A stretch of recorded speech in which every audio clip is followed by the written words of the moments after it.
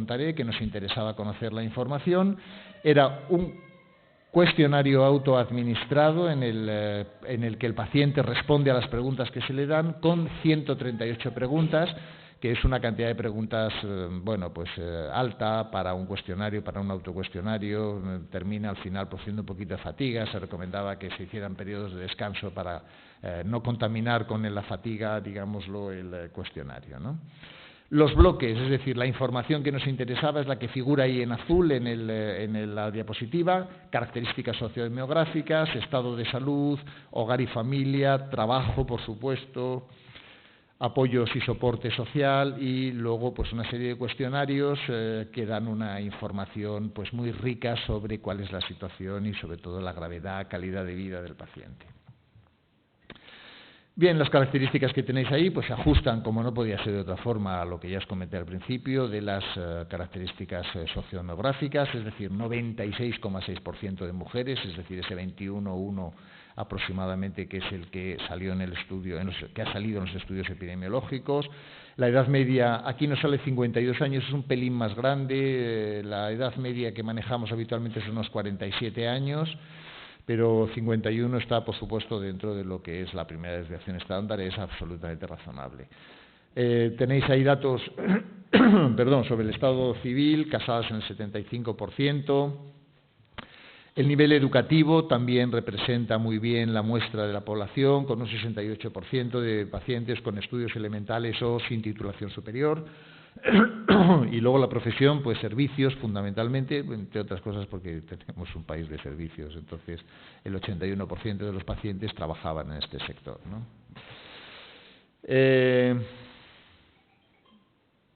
Las características generales de la enfermedad es que la aparición de la enfermedad fue a los 36 años, los primeros síntomas. La edad del diagnóstico es 43 años aproximadamente. Y el retraso en el diagnóstico, como podéis apreciar ahí, es casi 7 años. Esto también es una constante, esto es una triste constante también en los estudios de fibromialgia, ¿no? Tardamos 7 años en diagnosticar a los pacientes. Esto es una cosa inadmisible que yo creo que se tiene que claramente modificar, ¿no? Lamento que haya ahí un cuadro que no sé lo que es, porque ha desaparecido la información. No sería importante. Porque no os la puedo contar, no sé lo que era, así que... Bueno, el tiempo de la evolución, 15 años, y también una de las cosas que nos interesaba es la comorbilidad. ¿Por qué? Pues porque la comorbilidad, es decir, otras patologías que acompañan a la fibromialgia son muy prevalentes en la fibromialgia. Es una de las enfermedades que mayor índice de comorbilidad tiene. Y dentro de esta comorbilidad, pues el 67 era un trastorno musculoesquelético, 35 trastorno psicopatológico y 27 trastornos digestivos. Esto es solo una parte de la rica y variada comorbilidad que presentan estos pacientes. El estado de salud lo veis ahí en estos gráficos de tarta que aparecen ahí. El estado de salud es malo o muy malo en un 60% de la población.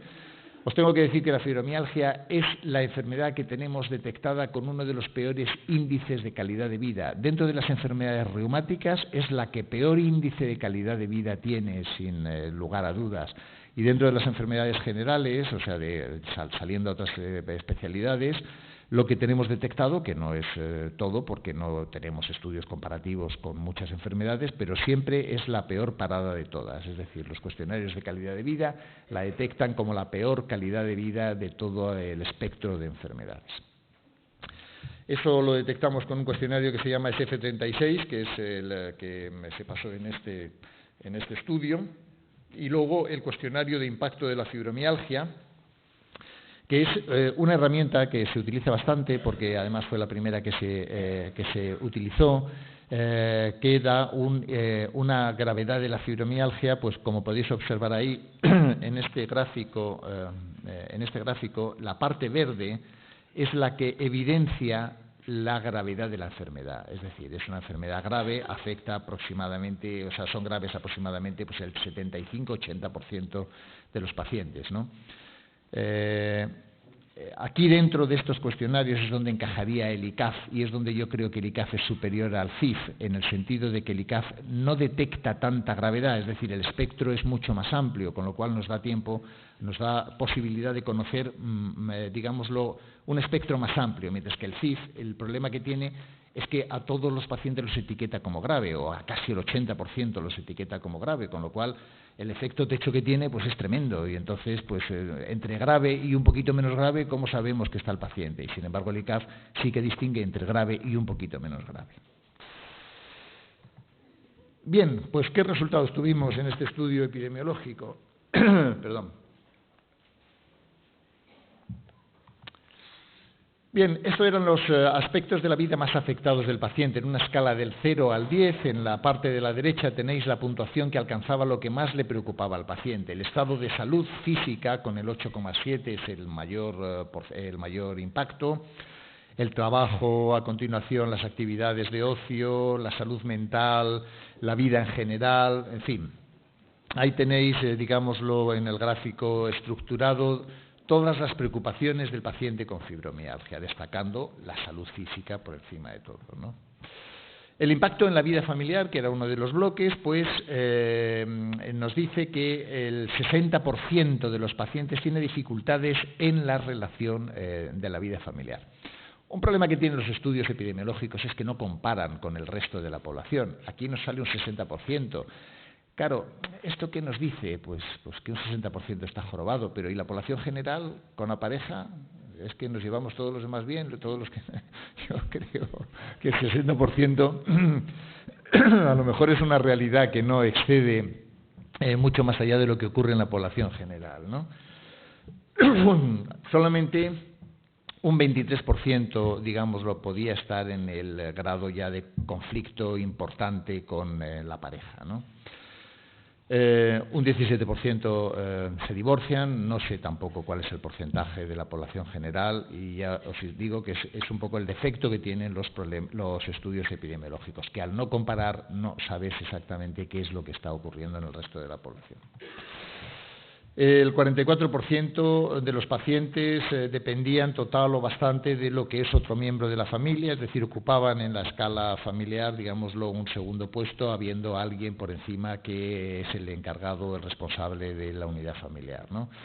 Y el 27% de los afectados tuvo que cambiar su actividad laboral por las dificultades que le producía la enfermedad. ¿Qué dificultades? Pues las tenéis ahí. Si os vais a la derecha del todo, en esta columna veis los porcentajes que tenemos en cuanto a las dificultades de tareas domésticas, actividades de ocio, atención a los hijos, a los familiares, a los ascendientes, relaciones sexuales, que este es un tema que, como siempre, falla en todos los estudios que hacemos, por lo menos en este país. No conocemos bien cómo funciona el sexo ni en nuestra población, ni conocemos cómo funciona el sexo en nuestras enfermedades, y dentro de nuestras enfermedades, en algunas enfermedades todavía menos. Es un tema que sigue siendo tabú y que yo creo que algún día alguien o algún colectivo pues destapará, porque creo que es un tema muy interesante este asunto, ¿no? Cuidado de atención de los hijos, relaciones con la pareja, en fin, todas las dificultades que al paciente le supone el día a día en su batallar con la enfermedad y con la familia, ¿no? En cuanto a la satisfacción con la vida familiar, bueno, la etiquetan con un 6,3 entre una escala de 0 y 10, digamos lo que está en el término medio. Yo creo que no dice mucho más que eso. Sin embargo, consideran que los mayores apoyos, el 72% considera que sus mayores apoyos se encuentran dentro de la unidad familiar, es decir, la unidad familiar es muy importante en los pacientes con fibromialgia, como ocurre, entiendo, en el resto de las enfermedades, ¿no? El 66% de los pacientes refiere que la familia sí que comprende y apoya la situación, frente a un 45% que refiere que no entiende la familia qué es lo que está ocurriendo. Esto es un dato muy interesante, esto es una queja, por lo menos en mi consulta habitual, cuando viene el paciente me cuenta que, pues eso, que ni la familia ni los hijos pues quieren saber nada de la enfermedad de la mujer que tengo ahí delante. Y yo creo que es un tema mejorable, ¿no? Yo creo que una cosa es que haya unas dificultades que todo el mundo podemos comprender, pero otra cosa es que la gente se desentienda de lo que está ocurriendo en el seno de tu familia. Me parece que es un error estratégico dentro de lo que es la familia gravísimo, porque eso solo puede conducir a un desequilibrio de la familia, no solo en ese aspecto, sino en todo, ¿no? De llegar a casa y que tu mujer vaya por un lado y tú por otro, pues a continuación significa que los hijos van por el tercer camino distinto, ¿no? Con lo cual al final que eso pues ni familia ni... En fin, no sé, supongo que algunos tendréis experiencias en este sentido que son muy desagradables. Bien, el impacto económico. Como he dicho, esta gente pierde el trabajo o tiene que adecuar el trabajo o simplemente deja el trabajo, que fue una de las cosas que nos llamó la atención en el estudio ICAF, que un porcentaje muy alto, pero tanto como del 40% de los que trabajan, dejan el trabajo. ¿Por qué? Pues por muchas razones, porque no pueden, porque les hacen mobbing, porque no les compensa, por muchas razones. Entonces llega un momento en que un día presentan su dimisión y llegan al jefe y le dicen, allí te quedas porque no aguanto más esta historia, ¿no? Y eso es un porcentaje muy alto.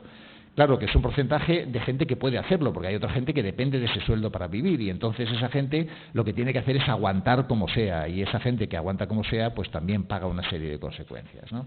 Entre otras, disminuir los ingresos económicos.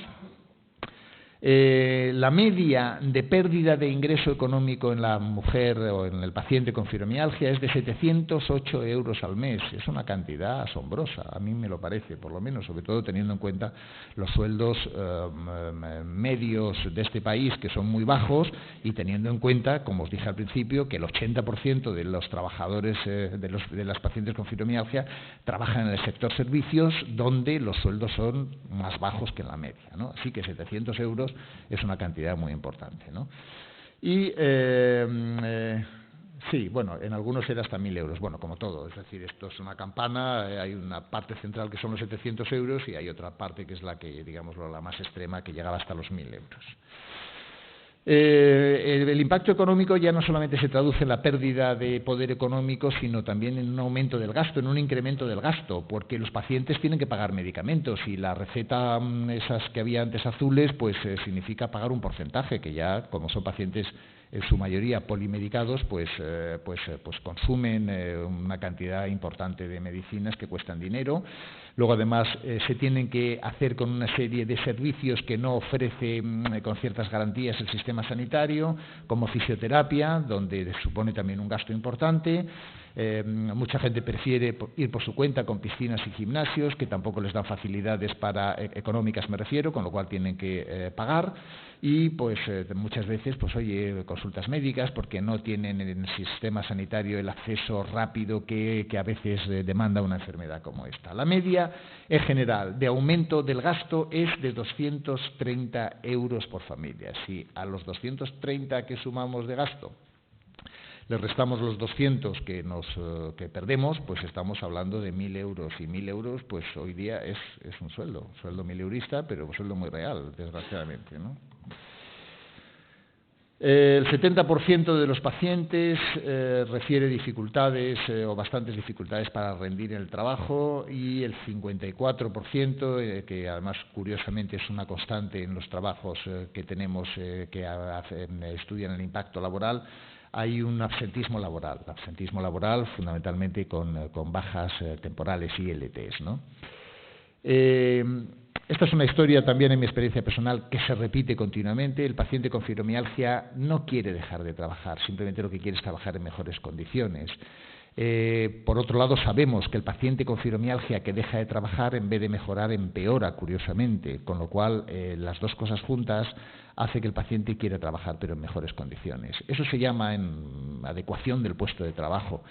Y conseguir una adecuación del puesto de trabajo en este país es como una oposición a abogado del Estado, es decir, es absolutamente imposible de conseguir. Incluso, ya no te digo en una empresa de 20 trabajadores, pero es que en una empresa como la mía, donde somos 6.000 trabajadores, las enfermeras no consiguen adecuación del puesto de trabajo, lo cual es alucinante, porque dice, pero vamos a ver, en un hospital como el mío, donde hay enfermeras desde consultas hasta las UBIs que requieren la máxima atención, tú no puedes estratificar dónde puedes ubicar a un paciente, a una enfermera que no está bien, pero no está tan mal como para jubilarse, o sea, como para tener una incapacidad. Pues no.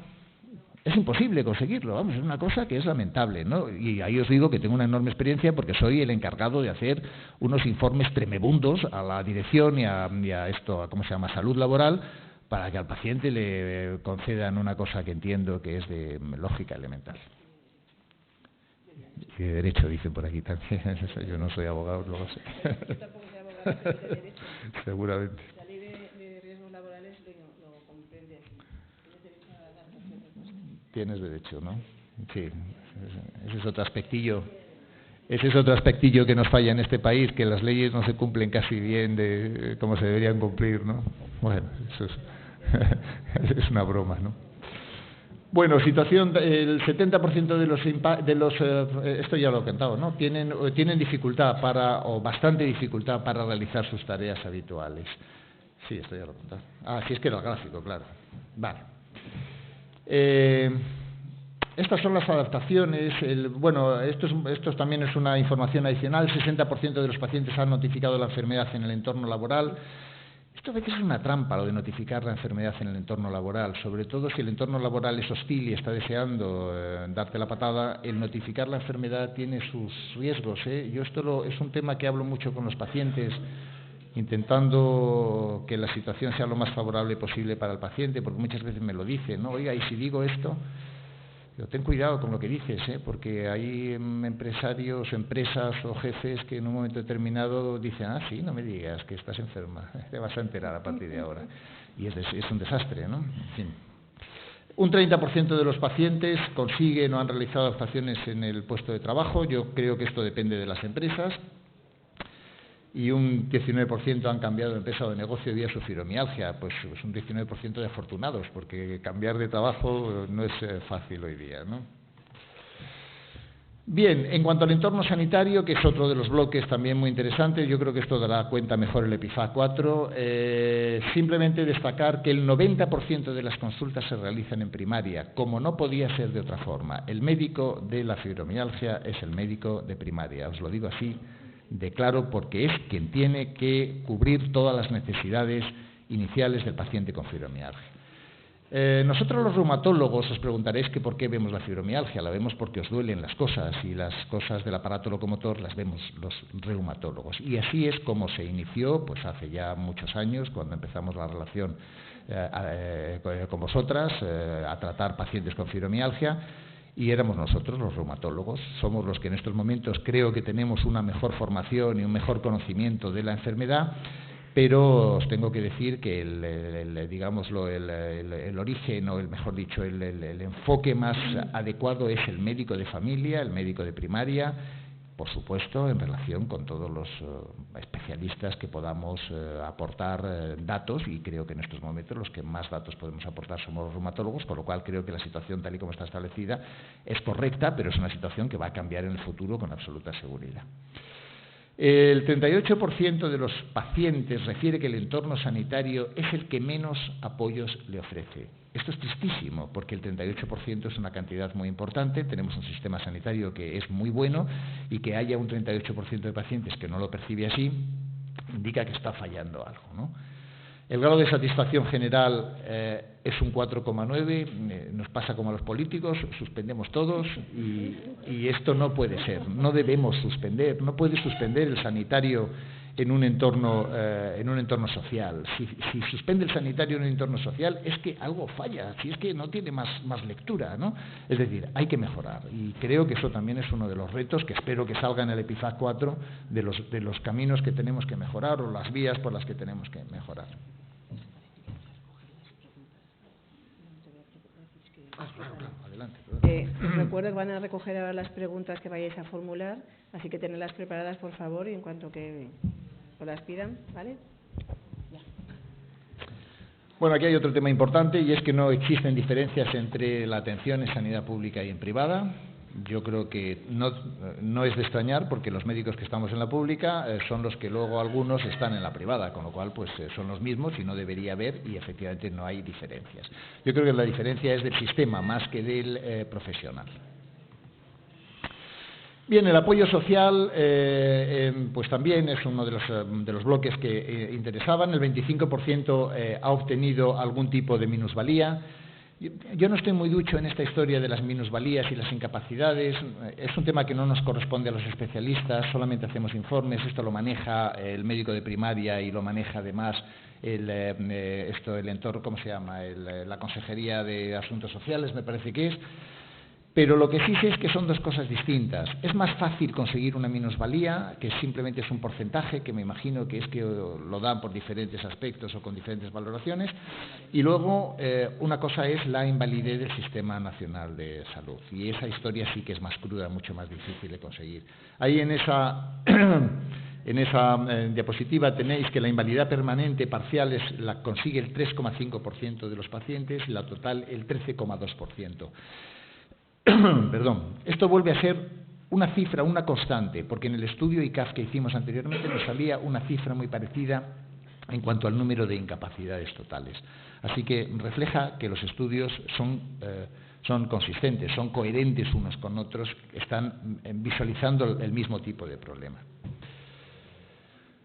¿Qué más cosas? Bueno, también pues eso, que un 12% de los pacientes habían conseguido en una segunda instancia después de recurrir. Yo esto es un tema que sistemáticamente les digo a los pacientes, que recurran.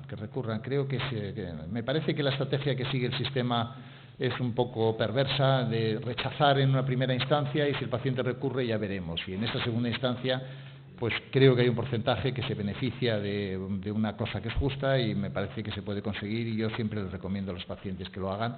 Claro, tiene su coste económico, pero creo que también puede tener su coste, o sea, su beneficio social, ¿no? El 26, organización social. Esto os afecta mucho a las asociaciones. El 26% de los pacientes están asociados en asociaciones específicas de pacientes con fibromialgia, fatiga crónica.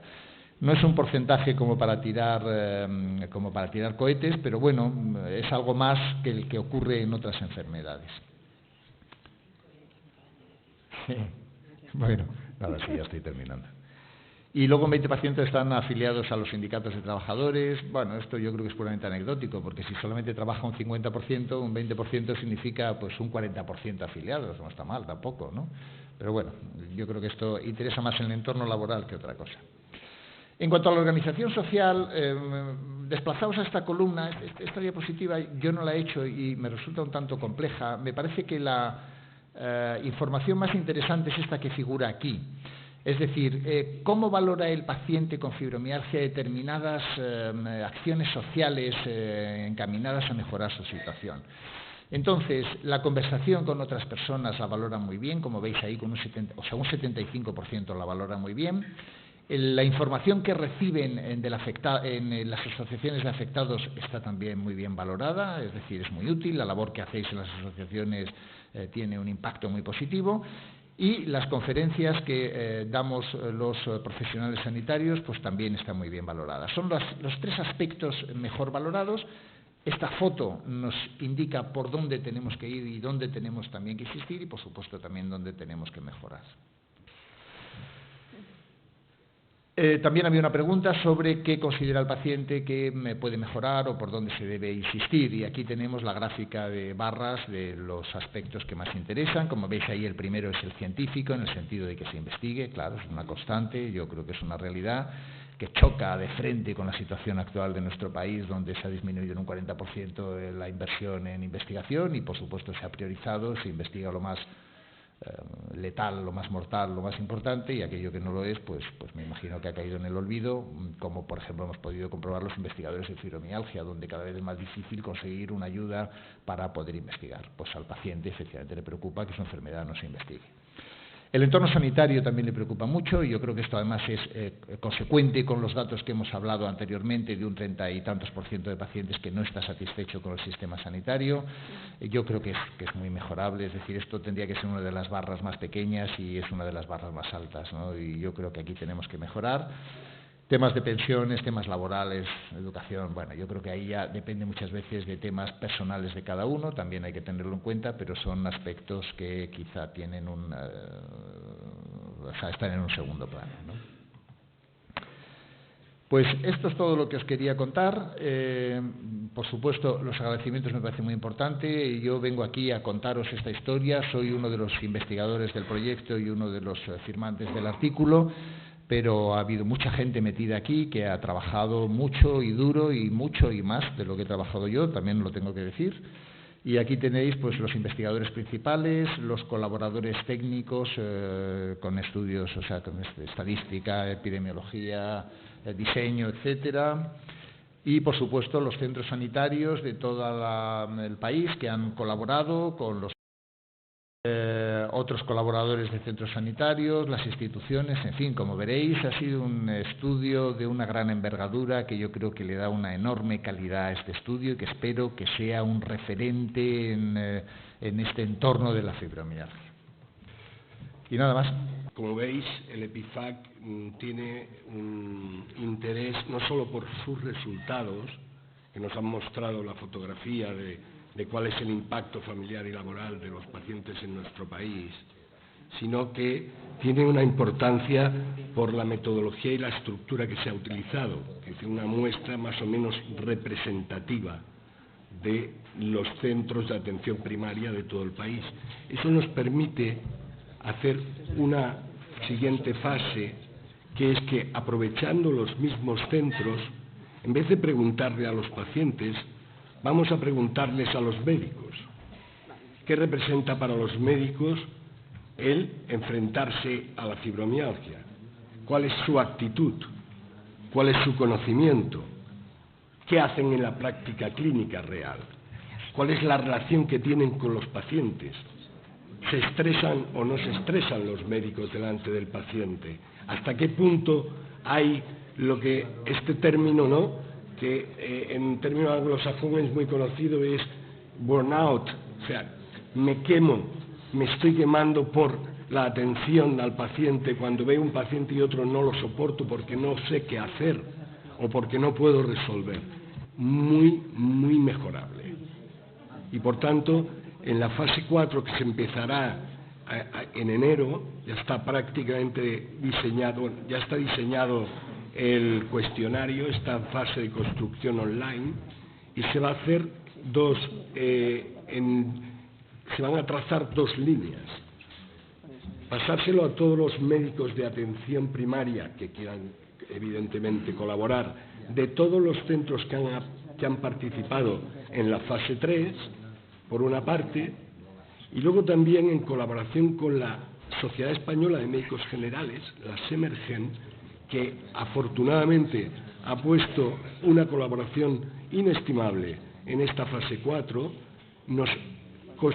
hemos construido un cuestionario online para poder pasar este mismo cuestionario y valorar el impacto en los médicos de toda España a través que estén asociados a la Sociedad Española de Médicos Generales o Médicos de Familia, que es la SEMERGEN.